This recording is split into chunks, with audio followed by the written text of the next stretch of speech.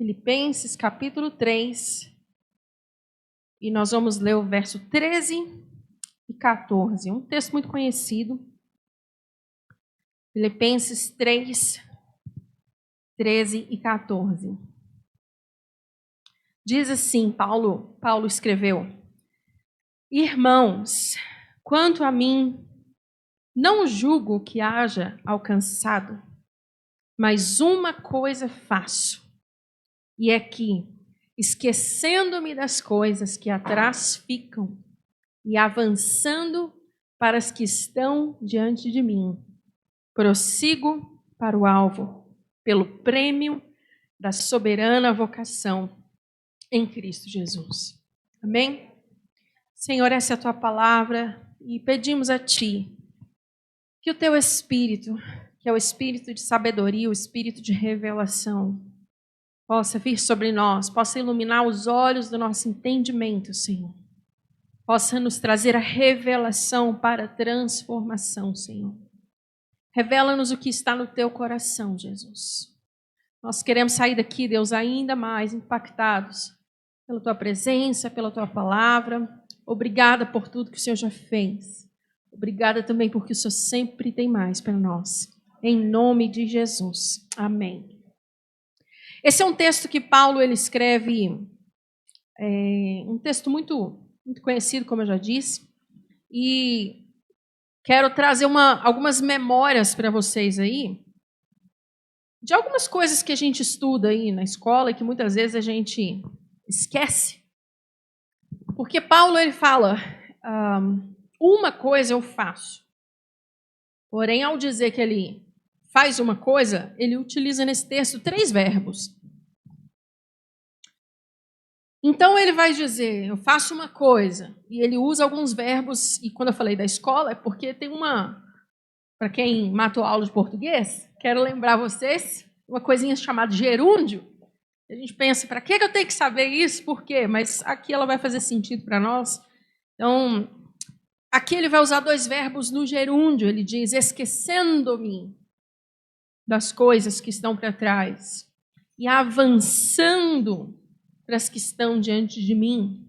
E aí ele usa o 3º verbo, prossigo para o alvo. Esses 2 primeiros no gerúndio, mais um dizer que prossigo, só que antes ele fala, eu faço uma coisa. Mas se faz uma coisa, por que tem 3 verbos? Por que tem 3 ações? Se ele vai fazer uma coisa só? Possivelmente, e eu gosto de ler a Bíblia e entender ela desse jeito, gente, eu aprendi com meu pai, que a riqueza da Bíblia está nos detalhes. Então, eu gosto de olhar detalhe por detalhe. Eu convido você a olhar detalhe. Porque a riqueza realmente está nos detalhes. Quando ele fala, eu faço uma coisa, qual coisa? Ele não nomeia uma, ele fala 3. Mas desses 3 verbos que são essas ações, o foco está no final, quando ele diz, eu prossigo para o alvo. Porém, o fato dele usar esses 2 verbos antes vai nos trazer um entendimento. Como eu consigo prosseguir para o alvo se eu não esquecer o que está para trás? E como eu consigo avançar se eu não esquecer o que está para trás também? E se eu esquecer o que está para trás, mas não olhar para frente, eu vou ficar simplesmente parado num estágio, num parêntese eternamente aberto. Então veja que tudo aqui tem uma conexão. Prosseguir para o alvo, eu preciso esquecer o que está para trás, mas eu também preciso olhar para frente. Fazendo essas 2 coisas, eu consigo então prosseguir em direção ao alvo. Agora, quando eu recebi o convite, pensei, gente, 25 anos é muito tempo. É muito tempo, uma caminhada que um vídeo maravilhoso como esse não consegue resumir. Então, eu penso que esse texto ele pode falar a nós, a vocês como igreja, como comunidade, mas a nós individualmente também. Porque a igreja é feita de pessoas. A igreja não é feita de estrutura. Se Deus mudar vocês daqui, a igreja mudou. 4 paredes não fazem igreja. Não é verdade? 4 paredes pode ser um sacolão, pode ser uma academia, pode ser um cinema, pode ser um monte de coisa. Igreja se faz com pessoas. Então isso é em comunidade para vocês, mas em individualidade também. Você na sua vida, nesse tempo que é propício para você avaliar, meditar. na sua vida individual, o que você pode deixar para trás? O que você pode fixar os seus olhos lá na frente? Fazendo essas duas coisas, você vai conseguir prosseguir em direção ao alvo. Agora, Paulo falar isso para mim é muito significativo, porque Paulo traz uma história muito profunda, muito maravilhosa para nós. Uma história de desafios, uma história de marcos muito grandes. Ele está escrevendo o Novo Testamento basicamente inteiro, gente. Tem 14 cartas de Paulo, de todo o Novo Testamento, basicamente é uma coluna realmente da igreja neotestamentária. E ele aparece dizendo, esquecendo o que está para trás. E eu me pergunto, quais são as coisas que a gente tem que deixar para trás? Entenda essa noite. Tem coisas difíceis, lições duramente aprendidas, talvez lágrimas, dificuldades. A gente tem que deixar para trás. Mas, uma coisa que eu penso, quando Deus vai dizer, e eu sinto que é uma palavra para vocês, assim, da parte do Senhor mesmo, quando lá no Antigo Testamento Deus vai falar da glória da segunda casa. É um texto intrigante, que quando o Senhor traz uma restauração, alguns choram de alegria, alguns choram de tristeza porque conheceram o primeiro templo e pensaram, mas esse é tão pequeno. A Bíblia diz, o choro e o clamor misturou dos jovens, dos velhos. Mas eu acredito que para nós prosseguirmos em direção ao alvo, é importante a gente esquecer coisas ruins, mas às vezes também esquecer coisas boas. Eu não estou falando de esquecer de uma amnésia. Eu espero que você esteja entendendo. Não é esquecer de um apagão, mas esquecer, às vezes, fórmulas, formas, métodos, porque Deus sempre tem algo novo. É esquecer nesse sentido. Agora, se a glória da segunda casa é maior do que a glória da primeira, quando é para abrir mão de algo muito ruim, a gente abre facilmente. Mas ir para abrir mão de um nível de glória para ir para um outro nível de glória. É aí que as coisas talvez sejam mais difíceis para nós. A gente não fica apegado a algo ruim, a gente fica apegado a algo bom. Mas para que a gente possa avançar, a gente precisa não esquecer as lições do que Deus fez, não é isso, porque seria ingratidão. Ingratidão, a raiz é esquecer, simplesmente esquecer, é ingrato. Não estou falando desse esquecer. Paulo, até o fim da vida dele, ele se lembrou, ele escreveu, ele sempre falava, eu fui prisioneiro, eu persegui, hoje eu sou perseguido. Então ele não esqueceu de amnésia, mas ele esqueceu a prática, a forma, as coisas que ele fez e guardou na memória as lições aprendidas por Deus. Quem consegue entender o que eu estou dizendo essa noite? Então, esqueceu o que está para trás, lembrando com gratidão da fidelidade do Senhor, mas não apegado às formas, ao jeito, ao método. Se nesse tempo vocês estão mudando de uma estação, pode ser que Deus dê novas instruções. E ao receber essas novas instruções do Senhor, a gente precisa estar aberto para não se apegar à glória da casa anterior, porque é muito linda a glória, mas a glória da outra casa é maior ainda. Então, esquecendo o que está para trás e avançando para as coisas que estão diante de mim, aí sim eu consigo prosseguir. Prosseguir para o alvo, para um prêmio da soberana vocação de Deus. Há um chamado para mim, um chamado para você, um chamado para a igreja como um todo, essa vocação, esse chamamento, esse prêmio.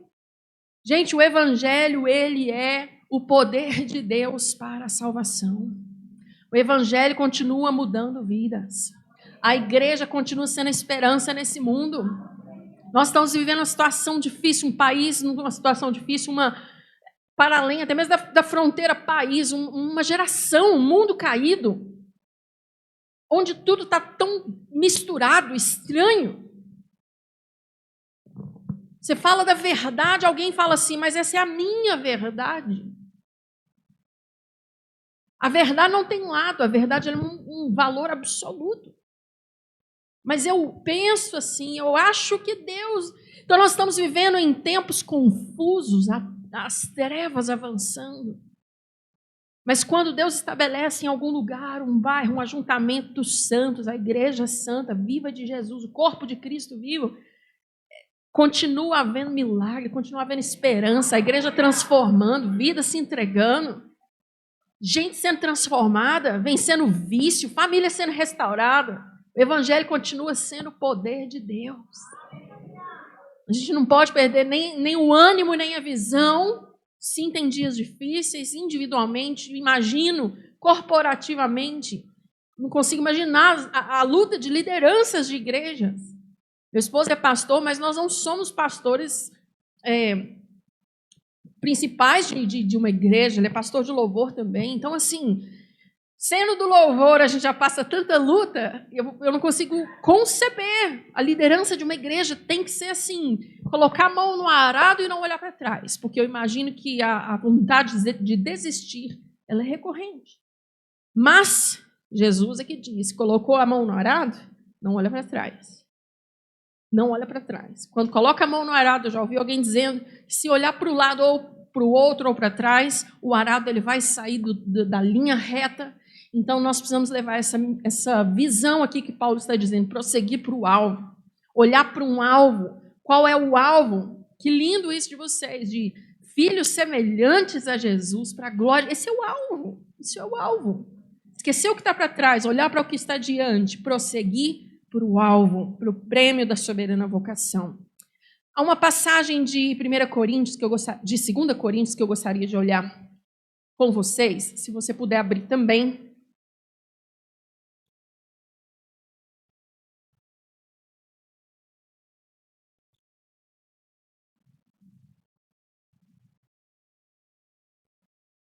Não, peraí. Fugiu da Bíblia.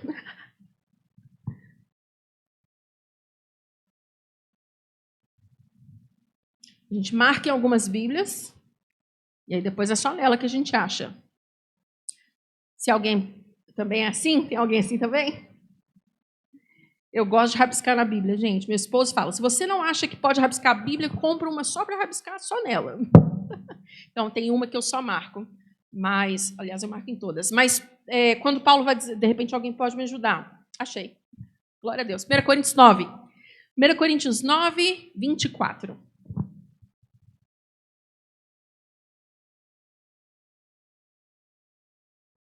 1 Coríntios 9, 24 em diante, diz assim: não sabeis vós que os que correm no estádio, todos, na verdade, correm, mas um só leva o prêmio? Correi de tal maneira que o alcanceis. E todo aquele que luta, de tudo se abstém. Eles o fazem para alcançar uma coroa corruptível. Nós, porém, uma incorruptível. Pois assim corram, isso também é Paulo falando, não como a coisa incerta, assim combato, não como batendo no ar, antes subjugo meu corpo e o reduzo à escravidão, para que, pregando aos outros, eu mesmo não venha de alguma maneira a ser reprovado. Então, amados, eu olho para esse texto e eu penso como que Paulo, não é uma passagem para a gente entender num sentido literal de que só uma pessoa alcança. Ele está usando uma metáfora para explicar por meio dela. Quando tem lá 10, 15, 20 corredores, um só leva o prêmio. Transpondo para nós, ele está falando de que nós precisamos ter uma perseverança, uma disciplina muito grande. Isso vale para cada um de nós aqui. Ok, estamos comemorando 25 anos da comunidade, amém, mas, repito, a igreja é feita de pessoas, então, como vão as pessoas, assim vai a igreja. Então, nós precisamos olhar para isso e pensar, correr como quem está olhando para esse prêmio, como quem está olhando para esse alvo. entendendo que é uma perseverança, é uma disciplina espiritual. A corrida espiritual não é brincadeira, não é uma corrida de minutos. É muito mais semelhante a uma maratona longa, ano após ano. Quantos aqui se lembram de pessoas que há uns anos atrás você viu lá, fervorosa, amando o Senhor e tal, em vigília, encontro e tal, e hoje não está nem mais na presença de Deus? Você conhece alguém? Eu conheço pessoas que em acampamentos e retiros, em oração, estavam lá, eu quero tal. Hoje nem querem saber de mais nada. Isso é triste porque nessa corrida, essa pessoa se assentou às margens e abandonou a corrida. Quando Paulo está dizendo, esquece o que está para trás, olha com foco. Isso é sério, é isso que nós precisamos fazer. Quem corre, não corre para passar o tempo, está correndo porque tem um prêmio lá na frente. Tem uma visão do que ela entendeu, de um chamamento, o prêmio dessa soberana vocação.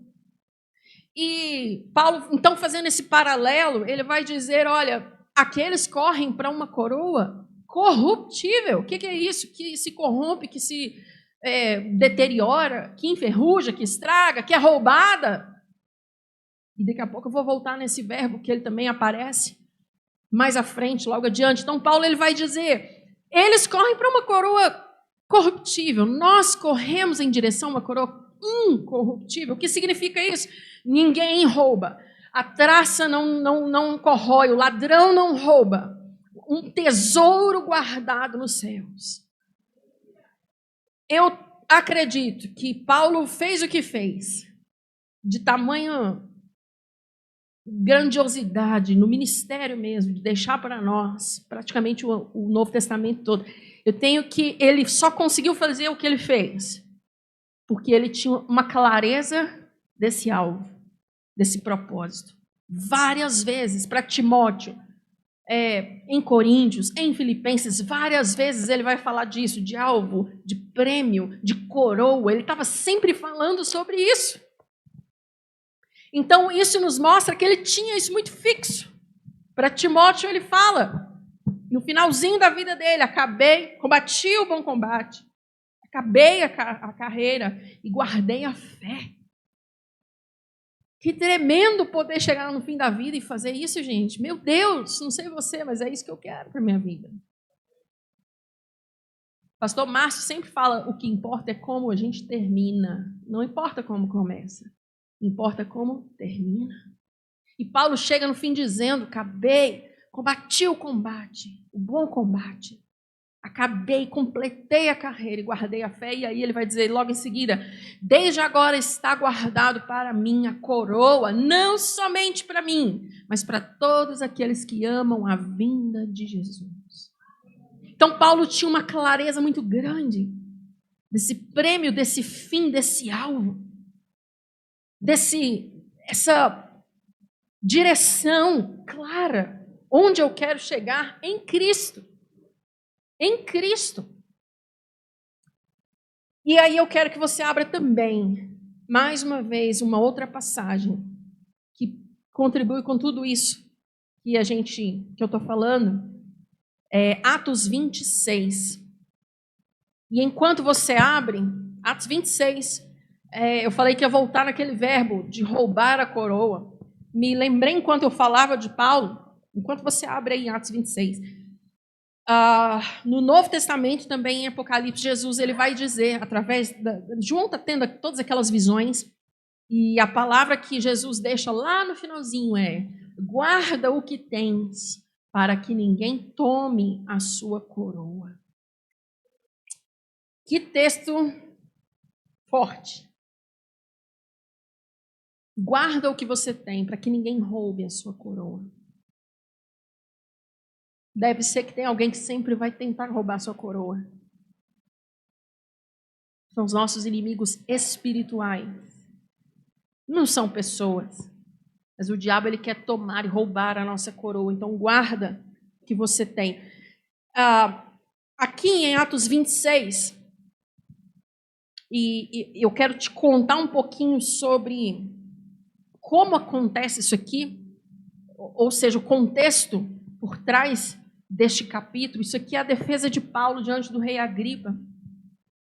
E também é Paulo, parece que é o tema aqui para nós essa noite, para a gente realmente olhar como uma inspiração para nós. E Paulo está no finalzinho do processo de tanta perseguição, de tanta coisa, e neste momento ele é chamado para, como quem diz assim, depor, para fazer um discurso diante desse rei Agripa. Ele já estava passando várias perseguições. É muito tentador, quando a gente lê a história de Paulo, é tentador a gente achar que é uma coisa que aconteceu muito rapidinho. Mas Paulo ficou muitos e muitos anos sem começar a escrever qualquer uma dessas cartas. Muitos anos em prisões, muitos anos sofrendo, sendo perseguido. Aquele que antes tinha perseguido os cristãos, ele agora passa para o reino e ele começa a ser assim muito perseguido. Ele demora a começar a escrever, mas aqui ele é levado e colocado diante desse rei, o rei Agripa. E do meu coração eu desejo, esse versículo que eu vou ler é o versículo que eu me inspiro. Eu quero que no fim da minha vida eu possa dizer isso também. E eu quero que vocês, como igreja e também individualmente, que a gente olhe para esse versículo como um alvo, para a gente poder chegar ao fim da nossa vida e poder dizer isso que Paulo fala aqui, porque isso é muito poderoso. O versículo é o versículo 19, 26, 19 de Atos. Paulo diz assim: pelo que, ó rei Agripa, não fui desobediente à visão celestial. Não fui desobediente à visão celestial. Que discurso tremendo e que frase forte. Se você ler depois, você pode ler em casa, aqui ele começa a contar. Leia todo esse discurso dele, é maravilhoso. Ele conta como ele viu aquela luz, ele ficou 3 dias sem ver, e teve que ser levado diante de Barnabé, e, enfim, tudo que aconteceu. Ele conta tudo isso, que encontrou Jesus, o Nazareno, que ele era perseguidor. E aí a pergunta, todo aquele interrogatório é: por que você faz o que você faz? Por que nem te botando numa prisão você não para de falar de Jesus? E ele aqui, em face a uma perseguição, ele vai dizer: eu não fui desobediente à visão celestial. Isso que é um homem focado, olhando para o alvo, prosseguindo para o alvo. Isso é muito tremendo. Seria muito bom, muito fácil a gente prosseguir para um alvo que fosse fácil e confortável. Concorda? Vem para o evangelho que vai ser só maravilha, só bênção, só vitória. Muitas vezes a gente fala isso. Só que para ter vitória, implica-se em batalhas e lutas. Mas aqui Paulo está sendo perseguido. Entenda que não ser desobediente à visão não é viver numa circunstância só de mar de rosas. Os homens e mulheres na Bíblia que realmente tiveram uma visão de Cristo, que tiveram uma experiência individual, eles estavam prontos a entregar a própria vida. E eu temo que nós estamos num tempo que, se enfrentássemos uma perseguição literal, muitos não suportariam ou não manteriam firmes a sua convicção e a sua confissão. Então, Paulo dizer isso: eu não fui desobediente à visão celestial, é muito forte. É muito forte, é muito... Ele estava aqui pronto para morrer. Um cara para chegar no fim da vida e falar assim: para mim, o viver é Cristo. E o morrer... Pera, faz uma pausa. Eu disse que a riqueza está nos detalhes. Faz uma comparativa. Se a pessoa fala assim: o viver é Cristo, o que pode ser melhor do que Cristo? Ele está fazendo uma comparativa. Viver é Cristo. E o morrer é lucro, é ganho em outra versão. Viver, eu tenho Cristo em vida. Morrer, eu vou direto para Ele, face a face, é lucro, eu vou mais rápido. E na sequência desse texto que eu estou citando, ele fala, eu já não sei mais o que escolher, porque eu quero estar aqui com vocês. Mas o viver é Cristo e o morrer é lucro. Meu Deus, como eu preciso melhorar, como nós precisamos melhorar, de ter uma intensidade de... Sabe, na minha Bíblia eu escrevi aqui num cantinho, o que são 4 anos de luta comparados? 4 porque é para mim uma situação, eu preciso escrever para eu me lembrar. Quantas vezes a gente fica, ai Senhor, tem 4 anos que eu estou passando isso. Alguém que já fez isso, gente? Só para eu me sentir melhor. A gente faz isso. Ai Deus, tem 4 anos que eu estou passando. Deus tem 40 anos, tem 10 anos. E eu escrevi assim, o que são 4 anos? Diante de 4 milhões, bilhões e outros nomes que a gente nem consegue na nossa matemática, de estar diante dele, num lugar onde não haverá lágrima, onde não haverá morte, onde não haverá dor, luto.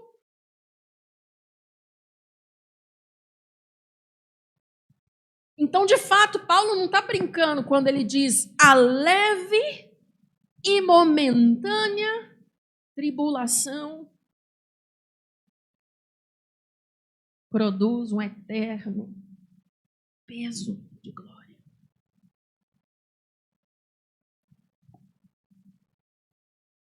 Eu gosto de ler a Bíblia, quase falta conversar com o personagem. Então, esse é um texto que eu já tive algumas crises. Paulo, leve e momentânea, tá de brincadeira, né, Paulo? Tá de brincadeira. Chicoteado. Naufrágio. Muitas vezes. Pega aquela listinha dele. Fome, muitas vezes. Espada, nudez. A leve e momentânea tribulação. Mas por que ele enxergou que é uma leve e momentânea? Porque comparado com o que de fato é o pelos séculos dos séculos, de fato é uma leve e momentânea tribulação. Então esse homem realmente, ele foi capturado.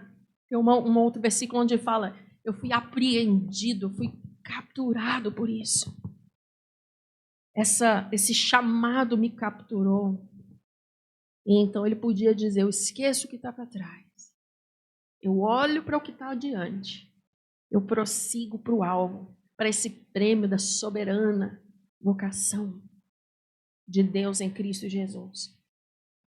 E, para terminar, eu disse que a gente pode falar para terminar 4 vezes, os pregadores, tá? Então, vou deixar essa sugestão aí para vocês. Diz que até 4 podemos, né?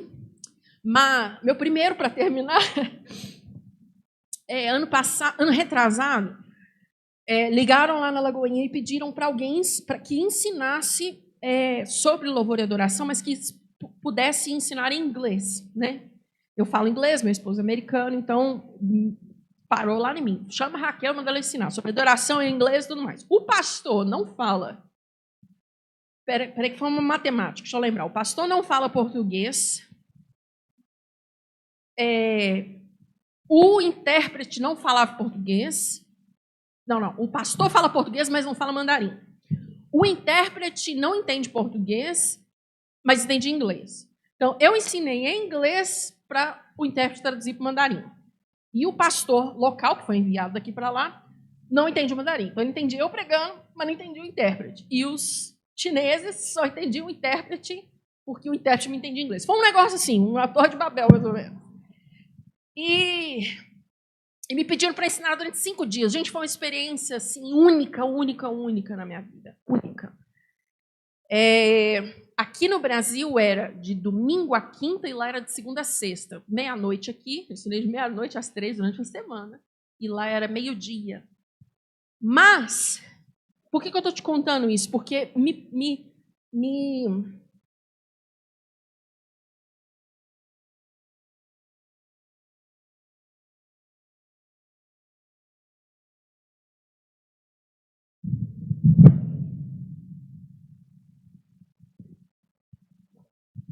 me traz um relance, assim, um pouquinho dessa experiência.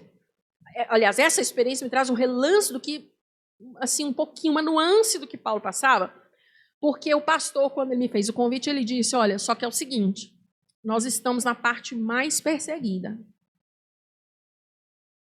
da China. Então, assim, no meio da China comunista, é uma célula que está começando. E ele falou, olha, a gente vai, né, ligou com eu vendo o computador lá ligado, passando a minha imagem pelo Zoom, mas eu também vendo eles pela câmera. Ele falou, se você ver alguma movimentação estranha, a gente vai fazer alguma pausa e ou te desligar ou fechar alguma coisa, porque a gente fala que a gente é uma escola de música. Não pode falar que é igreja. E se chegasse algum oficial, alguma pessoa, algum policial, eles iam fechar as Bíblias, esconder as Bíblias e descer uma tela que tem umas partituras para ensinar, fingir que está ensinando música. E aquilo ali mexeu muito comigo. Mexeu muito comigo. Eram 8 pessoas só, bem no meio do lugar mais perseguido. E ele falou, olha, se você perceber que a gente parou, depois a gente te chama, não faça nenhum stories, não poste nada, porque os que mais entregam as pessoas aqui, onde nós estamos, são os próprios vizinhos. E, graças a Deus, nos 5 dias não ouvi nada, foi maravilhoso o ensinamento, mas o que mais me tocou, porque a fome e a sede deles, no final, no último dia de aula, que eu abri para perguntas, e aí foi aquele negócio do inglês para o mandarim, aquele negócio todo, eu vi o nível de fome e sede deles, assim, tão grande, mas tão grande. Assim, impressionante. Como há muito tempo eu não vejo, e me lembrou, assim, eu cresci na igreja também, gente, então, assim, escola dominical, sabe? Que abria para pergunta e tal. Eles perguntavam de tudo para mim, de tudo, de tabernáculo, de Ezequiel, visão e rio, adoração, e tal, perguntando, e assim, eu fiquei impressionada, porque, diferente de nós, a gente pode ligar o som alto, pode fazer conferência todo fim de semana, se a gente quiser, com o som alto, deita no chão, o joelho, levanta a mão, ninguém vai entrar nas portas aqui, graças a Deus por isso, com a arma na mão. A nossa vida não está em jogo. Eles estão enfrentando isso lá. E por que eu estou trazendo isso para nós? Para a gente pesar, avaliar. Se o versículo puder ser usado aqui, eu quero usá-lo, vai dizer, a quem é muito dado, também é muito cobrado. Nós temos a facilidade, a beleza de poder chegar, abrir 6 da manhã para quem quiser vir orar. Não é assim? Então vamos valorizar isso que nós temos. Eu não estou trazendo isso como um peso, eu estou trazendo isso como um impulsionar para nós. Nós temos muita riqueza à nossa disposição. Abrir as casas, células, cultos, conferências, nós podemos. Vamos utilizar isso que nós temos. Literalmente, pessoas morrem por isso que nós temos e desejariam ter o que a gente tem. Então, de novo, não é um peso, mas um desafio para nós, valorizarmos o que nós temos. Quantas vezes, se a gente não pensar, a gente vem para a igreja, senta, e olha para o louvor e fica ali esperando. Vamos esperar o culto acabar. Então, vamos pensar nisso. A quem é muito dado, é muito cobrado. Nós temos riqueza de poder nos encontrar, nos reunir, sem preocupar com isso. Que a gente chegue no final dessa trajetória rápida, que é um tempo que nós temos em vida aqui, mas que a gente faça de uma forma que a gente chegue no final da vida e possa dizer igual Paulo, eu não fui desobediente à visão celestial. Amém? Eu queria terminar... Não, gente, foi assim, é automático realmente o negócio. Eu queria cantar uma canção, não sei se dá pra gente cantar essa canção. E assim, eu vou abrir o coração, uma canção minha antiga. Eu falei, Deus, sério, Senhor? Aquelas que a gente às vezes nem... tive que lembrar, mas Deus me deu há muitos anos atrás, há muitos anos eu não canto, não ministro ela, mas ela é sobre esse versículo. E eu queria que vou cantar o coro dela para você aprender, mas eu quero que você cante junto comigo. Pode ser? Não quero que você só ouça a canção, não é isso. Nós vamos cantar.